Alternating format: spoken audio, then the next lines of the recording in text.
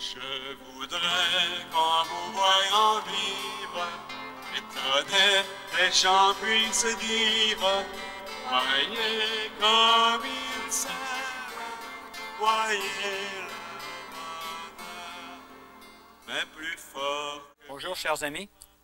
Bienvenue à cette émission spéciale de Convergence. Une émission où nous traiterons des 10 commandements. Et j'ai avec moi Vasula Ryden, que plusieurs connaissent, né en Égypte, mais de nationalité grecque, et qui, depuis quelques années, reçoit des messages de Jésus et de Marie en vue d'un renouvellement de l'Église et du monde. Vasula, bienvenue parmi nous. Vasula, le Seigneur t'a-t-il déjà donné des messages sur les 10 commandements? Oui, il m'a donné les 10 commandements, tout entier. Et c'était en 1990 à Rhodes, sur l'île de Rhodes, en Grèce. Un jour, il m'appelle pour écrire. Et quand j'ai compris qu'il devait me donner les 10 commandements, j'ai été un peu secouée parce que j'ai dit, il va faire les commentaires sur les 10 commandements, ça va être très difficile, ils sont longs. Et puis je me demandais si j'aurais été capable de tout prendre. Alors voilà, je vais vous lire ce que j'ai dit. J'ai dit, oh mon Dieu, je ne pourrai jamais faire cela tout seul. Et il me dit, qui t'a dit que tu devais faire seul ce travail? Tu écriras chaque mot que je te dis. Ne te presse pas. Je peux te dicter par étapes, si tu veux. Et ça, c'est joli parce que vraiment Dieu est si délicat. Il a proposé même qu'on pourrait faire ce travail en étapes. Et alors là, je dis, excuse-moi, je dis, Seigneur, va selon ma capacité. Et là, il me dit, tout étonné, tu oublies ma capacité qui peut remplir ta capacité. C'est étonnant, Vasula, parce que lorsqu'il t'a dit ça, tu te sentais incapable. Et nous, on parle des 10 commandements et le message, c'était sur les 10 commandements. Et tu disais, je ne pourrais jamais faire ça seul, les écrire. Toi, tu pensais les écrire, mais Dieu te dit, mais tu ne seras pas seul, je serai avec toi. Et les gens qui écoutent et qui se disent, mais les 10 commandements, c'est pas facile, vivre selon les 10 commandements. Mais Dieu ne veut pas qu'on le fasse seul. Il est là pour le faire en nous. Il veut. C'est pour ça qu'il nous donne son Esprit Saint. Pour qu'avec son Esprit Saint, on puisse vivre les 10 commandements. C'est étonnant, n'est-ce pas, Vasula, que pour le peuple juif, le jour où il célèbre les 10 commandements, ça s'appelle la Pentecôte. C'est 50 jours après avoir quitté la Terre Sainte. Sur le mont Sinaï, Dieu a donné cette table des 10 commandements à Moïse. Mais pour les chrétiens, la Pentecôte, c'est le jour où l'Esprit Saint est descendu sur les apôtres. Le même jour, pour le peuple juif, recevoir les 10 commandements. Pour les chrétiens, recevoir l'Esprit Saint. Mais c'est pour la même raison. On reçoit l'Esprit Saint pour vivre selon les 10 commandements. Alors, c'est pour ça que c'est étonnant que Jésus t'a dit, toi tu dis, Seigneur, va selon ma capacité, puis lui te dit, ma capacité va remplir ta capacité, va surcombler ta capacité. Jésus veut qu'on vive les 10 commandements. D'abord, il veut qu'on soit ouvert pour que lui remplisse le vide en nous et que ce soit que lui à l'intérieur. Tu sais, Vasula, de nos jours, il y a beaucoup de gens qui disent qu'il n'y a pas d'enfer. Les 10 commandements, ben, c'est vieux jeu. Nous, on croit dans un Dieu d'amour, pas un Dieu sévère, pas un Dieu des 10 commandements. Est-ce que Dieu était fâché? Comment était-il, le Seigneur, quand il te parlait des 10 commandements? Eh bien, d'abord, sévère, il n'est jamais sévère à moins qu'on se rebelle contre lui. Là, il devient sévère, mais pas par menace, c'est parce qu'il veut nous sauver. Et pendant qu'il me dictait les 10 commandements, j'ai senti un amour, son amour infini, et aussi une miséricorde, parce qu'il nous rappelle près de lui, il nous appelle près de lui pour nous sauver. C'est le Sauveur. Alors je vais te dire ici ce qu'il m'a écrit au début. Il me dit d'abord, il montre sa tristesse. Il montre sa tristesse qu'on est tellement loin de lui. Aujourd'hui, avec des larmes dans mes yeux, je vous dis ceci. Nombreux sont ceux qui se comportent en ennemis envers moi. et ma croix. De tous ceux qui prêchent mon évangile, très peu en fait travail avec moi et pour mon royaume. Ma loi tout entière est résumée en un seul commandement. Amour. S'ils avaient suivi ma loi et examiné quotidiennement leur conduite, ils auraient découvert qu'ils ne vivent pas selon mes commandements. Pourquoi? Parce que l'amour manque.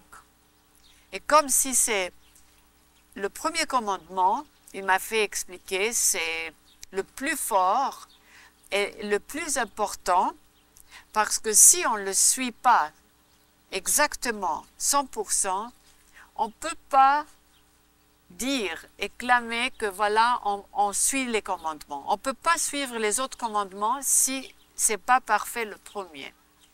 Et le premier encore, il m'a expliqué, c'est comme une racine d'un arbre robuste. Alors la racine est profonde, c'est l'amour, c'est le premier commandement. Si on voit un arbre et le premier commandement n'existe pas en nous, donc on n'aime pas Dieu, on n'aime pas notre prochain, c'est l'arbre, il n'a pas de racine, on peut le pousser et puis il tombe. Ça veut dire que tous les autres commandements ne sont pas suivis selon sa loi exactement. Dans celui-là, un pharisien ou les pharisiens harcelaient Jésus puis voulaient le mettre à l'épreuve et ils ont envoyé un des leurs auprès de Jésus pour lui parler. Et il vient et il dit, Maître, quel est le plus grand commandement de la loi? Quel est le plus grand commandement de la Torah, des 5 premiers livres de la Bible? Et puis là, Jésus dit, tu aimeras le Seigneur ton Dieu de tout ton cœur, de toute ton âme, et de tout ton esprit. Il dit, voilà le plus grand et le premier commandement. Ce que Jésus te disait, il l'avait dit il y a 2000 ans, lorsqu'il était ici même. Nous sommes à Tibériade ici, et Jésus probablement a dit ces paroles ici à Tibériade lorsqu'il parlait à un groupe de pharisiens. Quel est le plus grand commandement? C'est le commandement de l'amour. Avant même d'entrer dans les 10 commandements, il faut d'abord parler du commandement de l'amour. Tu aimeras le Seigneur ton Dieu de tout ton cœur, de toute ton âme, de toutes tes forces, de tout ton esprit. Voilà le plus grand de tous les commandements. Oui, parce que toute la loi de Dieu dépend sur le premier commandement. C'est beau ton image d'une racine, les racines d'un arbre. S'il n'y a pas des racines, l'arbre ne tient pas. S'il n'y a pas d'amour, bien, les 10 commandements, tu peux pas ils n'ont pas de sens, puis tu ne peux pas les faire, tu ne peux pas les tenir. C'est l'amour en nous de Dieu qui nous permet de marcher droit selon les 10 commandements. Il faut aimer Dieu. Et puis, c'est même pas... Il y a des gens qui n'aiment pas beaucoup Dieu. En tout cas, ils vivent une vie un peu désœuvrée, un peu loin du Seigneur. Puis ils disent, comment que je peux faire ça? C'est tellement difficile. Non, il faut simplement vouloir aimer Dieu. Il faut dire, Seigneur, je voudrais t'aimer. Je voudrais faire ta volonté. Et c'est tout ce qui s'apprend. À ce moment-là, la grâce rentre dans la personne et on a une nouvelle force qu'on n'avait pas auparavant qui nous permet de vivre selon les 10 commandements. Oui. Moi, souvent, je lui demande, apprends-moi à t'aimer comme toi tu le veux. Et ça, c'est... Il le fait parce qu'il nous grandit spirituellement, le Seigneur. Mais il faut montrer qu'on est intéressé, qu'on veut vraiment, on est sincère. Et il le fera. Alors, comme tu sais, le premier commandement, c'est très important parce que si tout le monde, tu t'imagines, si tout le monde le suivait, tout le globe, il n'y aura pas de guerre, il n'y aura rien de ce qui se passe maintenant. Surtout les guerres, il n'y aurait pas ces bouleversements, ces guerres, ces famines, tout ça, il n'y aura pas. Parce qu'il y aura un amour qui flotterait partout. Partout. Et d'ailleurs, une autre chose, si on aime Dieu, autant qu'on aime Dieu, autant qu'on veut être avec lui. Et autant qu'on aime Dieu, autant qu'on veut lui donner, et autant qu'on veut travailler pour lui et tout donner finalement, même sa vie. Parce que c'est l'amour envers Dieu, on est là, on est tout pour lui. Et je me souviens une fois, il y avait une dame qui me disait, tu sais, c'est difficile pour moi de prier. Parce que il y a des jours même qui passent sans que je prie. Je dis, mais Dieu, est-ce qu'il ne te manque pas? Elle me dit non. Je dis, mais il faut l'aimer. Quand tu aimes quelqu'un, tu ne veux pas t'en passer de lui. Tu veux être toujours, continuellement avec cette personne que tu aimes parce que le moment qu'elle part, ça te manque. Et c'est un vide. Et Dieu, c'est pareil. Autant qu'on aime Dieu, autant qu'on veut être avec lui, autant qu'on veut lui parler, autant qu'on veut collaborer avec lui. Et ça grossit, ça grandit en nous. Ça devient de plus en plus puissant parce que le Seigneur bâtit grâce sur grâce jusqu'à ce qu'on devienne semblable à son Fils Jésus. Parfait comme le Père est parfait. C'est ce que le Seigneur veut. Il veut nous rendre comme lui-même, plein d'amour. Et aussi, on veut aider les autres avec cet amour. On veut donner ce qu'on a obtenu, nous, de Dieu, pour qu'ils sentent cette joie, parce que c'est une joie d'aimer. Moi, quelquefois, il prend cet amour de moi, il dit, je prends l'essence de ton amour pour chauffer un autre cœur qui est froid.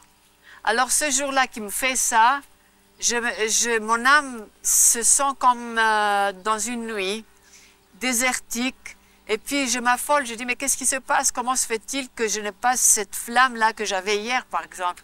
Elle me dit, t'en fais pas, j'ai pris l'essence de ton amour pour aller chauffer un autre cœur, et puis je te redonne cette zèle, cette essence. C'est profond, le mystère du corps mystique, hein, Vassula? On est tous ensemble, un seul organisme, et on peut s'entraider, on peut prier les uns pour les autres, et puis même notre état, des fois, il y a des bonnes gens qui se sentent découragés ou harcelés ou qui se sentent écrasés par la vie, puis se demandent, mais qu'est-ce qui se passe? Qu'est-ce qui se passe? Mais ils sont en train de lutter pour quelqu'un d'autre.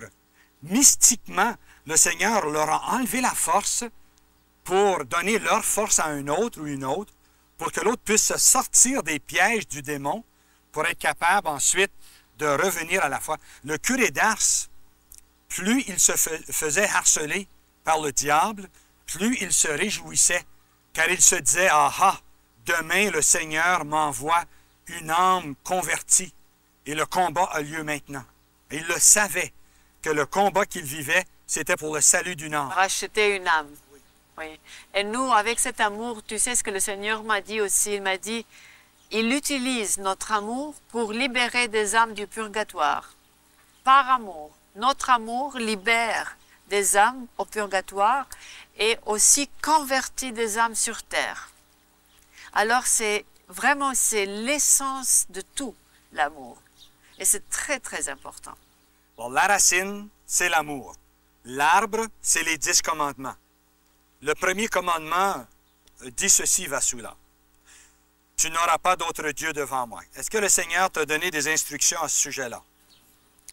Alors, je vais te lire exactement ce qu'il me dit ici.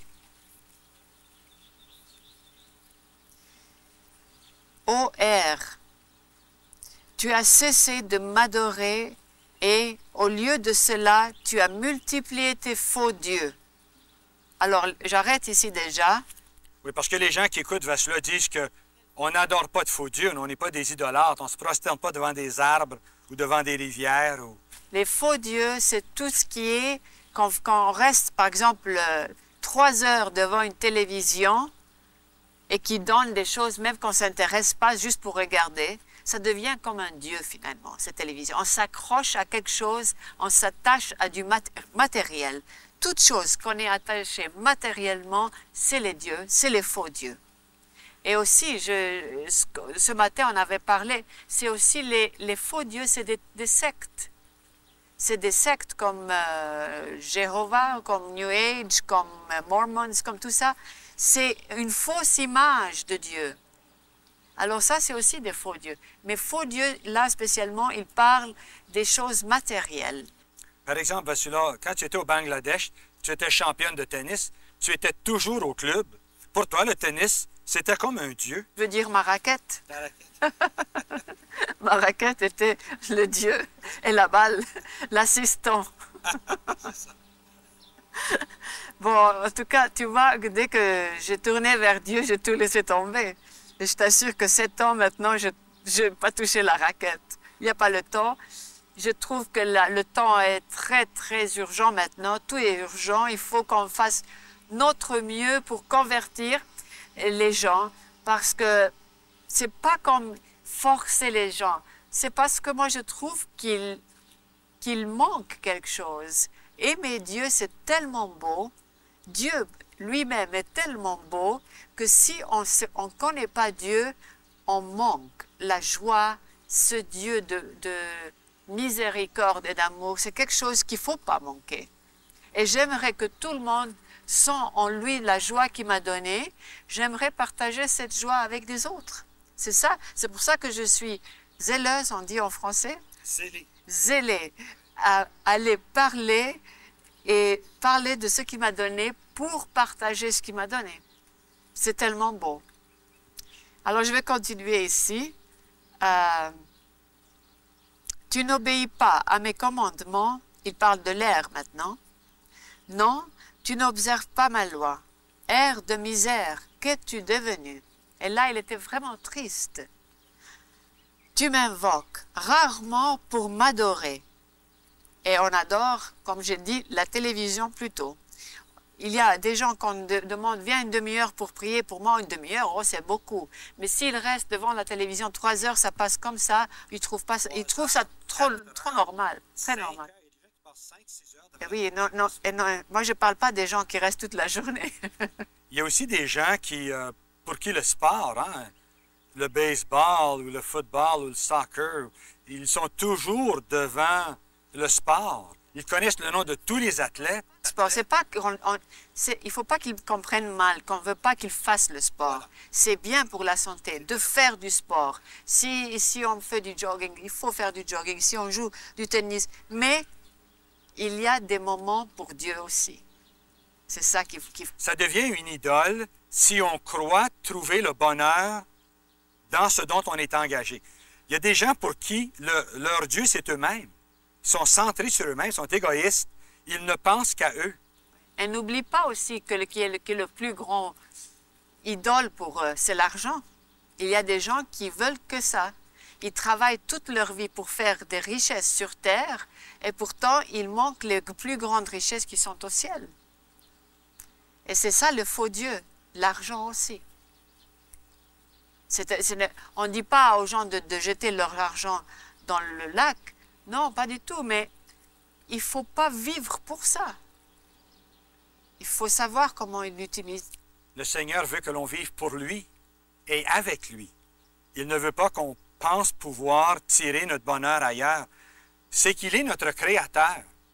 Puis en tant que Créateur, il est le seul qui peut nous parfaire. Il est le seul qui peut nous rendre heureux. Tout le monde est à la recherche du bonheur. Et avec raison, Dieu nous a créés pour qu'on soit heureux. Mais si on cherche ailleurs qu'en Dieu, on va toujours chercher parce qu'on ne trouvera jamais, sauf le jour où on va chercher le bonheur en Dieu. Notre cœur ne reposera pas tant qu'il ne reposera pas en Dieu. Il est le seul en qui on puisse pleinement se reposer. Parce qu'on a été créé par lui, pour lui. Et le premier commandement ne fait que nous le rappeler. Tu n'auras pas d'autre Dieu devant moi. Il n'y en a pas d'autre. C'est moi qui t'ai tiré d'Égypte. C'est moi qui t'ai sorti du pays de l'esclavage. Et c'est ce que Dieu veut.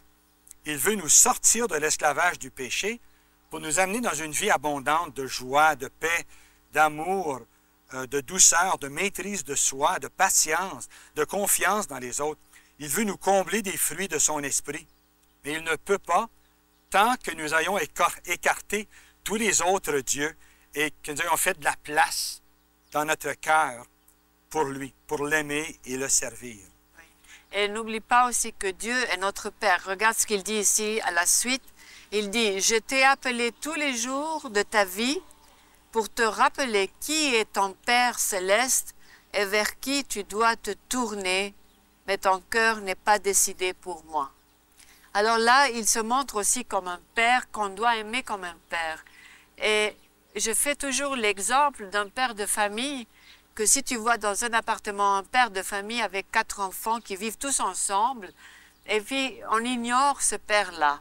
Pourtant, c'est lui qui aime les enfants beaucoup, mais les enfants, ils ont décidé de l'ignorer, ils se partagent tout entre eux, ils sortent de la maison, et quand ils ont besoin de lui, ils disent « Ah, mon père peut-être pourrait m'aider. » Et moi, je trouve qu'on plusieurs gens traitent Dieu comme ça, comme un un père de famille qu'on ignore. Et quand on a besoin seulement de lui, on va vers lui pour lui demander de l'argent ou pour nous démêler d'une histoire de police ou bien quelque chose comme ça. Mais on ne le traite pas, on discute. Prier avec Dieu, c'est discuter, avoir une conversation. Et si on ne discute pas avec ce père de famille, c'est quand même si comme on ne parle pas à Dieu, on l'ignore comme ça. C'est la même chose, pour moi c'est la même chose. Et il se plaint pour ça. Regarde ce qu'il dit plus tard. Mais ton cœur n'est pas décidé pour moi, pas plus que ton esprit n'est disposé parce que tu as préféré couper le cordon ombilical qui nous unit et nous fait un, pour établir ta propre loi et te nommer toi-même son Dieu. Alors, ça c'est le premier péché qu'Adam et Ève a fait. Couper les liens de Dieu, ce lien qui les unissait avec Dieu. Pourquoi? Pour que se sentent libres de sa loi et faire leur propre loi, connaître le bien et le mal. Décidé par eux-mêmes. Et qu'est-ce qui mène ça? À la mort. Oui. Et le Seigneur parle dans ton livre de couper le cordon ombilical. Parce que c'est vrai, c'est par le cordon que l'on reçoit subsistance, nourriture. Parole, ou bien quelquefois il dit que dans ce cordon ombilical, c'est le flot de l'Esprit Saint qui flotte comme un fleuve, qui va en vous. Alors c'est très beau, et si on coupe tous les liens, l'Esprit Saint, alors on sèche complètement, et on est comme un bâton sec, prêt à brûler. C'est pour ça que le Seigneur a donné comme premier commandement, « Tu n'auras pas d'autre Dieu devant moi », parce que si quelqu'un prend un Dieu autre que le Dieu du ciel, à ce moment-là, il se coupe de sa source et ça ne mène qu'à la mort. Mais si c'est le contraire, si on vient à Dieu, si on chasse les autres dieux et on accepte que le Seigneur comme notre Dieu, à ce moment-là, la vie revient en nous, on revient en vie, et c'est ça qui nous permet de grandir et de devenir forts pour observer les commandements. Oui, parce que si on coupe ces gens qui, quelquefois, ils le font exprès. Ah non, moi ça ne m'intéresse pas, les 10 commandements de Dieu, ils sont trop difficiles à vivre, c'est démodé, comme tu as dit, vieux style. Moi, je veux faire ma loi à moi. L'avortement, c'est la loi de l'homme. Alors, on commence par se faire écrire des lois qui ne sont pas de Dieu, c'est comme des blasphèmes envers le nom du Seigneur. La loi, que oui, on peut faire des avortements, c'est legal en anglais, légal. C'est légal. Et ça, c'est une des choses. Il dit, vous dites que je suis l'égal de Dieu et je siège sur son trône parce que ma sagesse a amassé un grand luxe et une grande autorité sur le monde. Alors ça, c'est exactement ce que je t'ai raconté. On fait notre loi. On se fait comme Dieu, on veut jouer le rôle de Dieu, on singe Dieu. Et Dieu veut vraiment être Dieu. Vassula, je te remercie beaucoup pour tes bonnes paroles. Chers amis, le Seigneur, sur l'île de Patmos, avait donné un message à l'apôtre Jean. Et à l'église de Laodicée, il avait dit, tu t'imagines, me voilà riche, je me suis enrichi et je n'ai besoin de rien. Mais le Seigneur lui dit, mais tu ne le vois donc pas, c'est toi qui es malheureux, pitoyable, pauvre, aveugle et nu. Tant que Dieu n'est pas tout pour nous, il nous manque quelque chose. Le Seigneur te dit à toi, mon frère, ma sœur qui m'écoute, voici, je me tiens à ta porte et je frappe. Si quelqu'un entend ma voix et ouvre la porte, j'entrerai chez lui pour souper, moi près de lui et lui près de moi. Le Seigneur frappe à ta porte. Il veut entrer. Dis-lui tout simplement, Seigneur, j'ai besoin de toi. C'est toi que je choisis comme Dieu. C'est toi qui seras mon Dieu. Et moi, je serai ton enfant. Tu seras mon Père. Et moi, je serai à toi. Je serai comme un fils, comme une fille pour toi. Mais remplis-moi de ton esprit. Viens, Seigneur.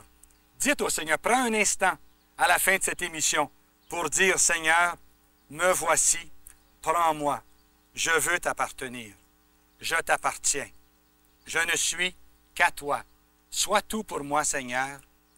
Je me donne à toi.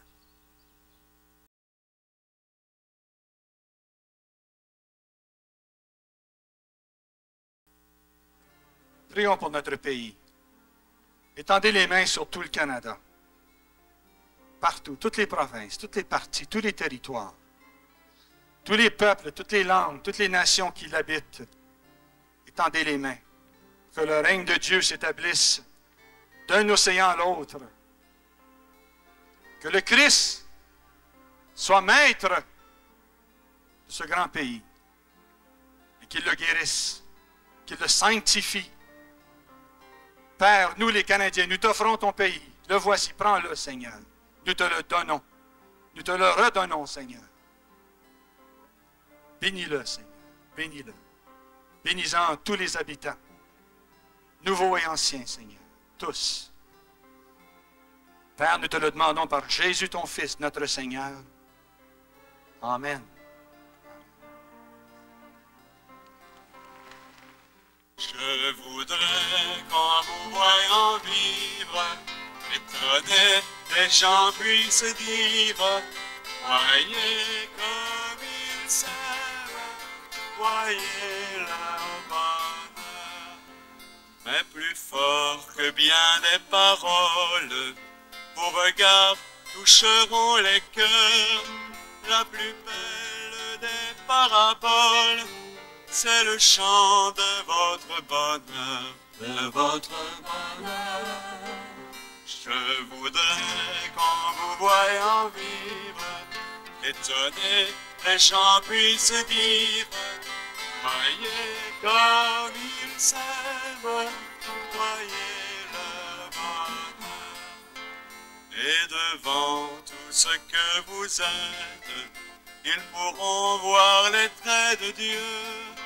En voyant tout ce que vous faites, ils sauront qu'il est avec eux, qu'il est avec eux.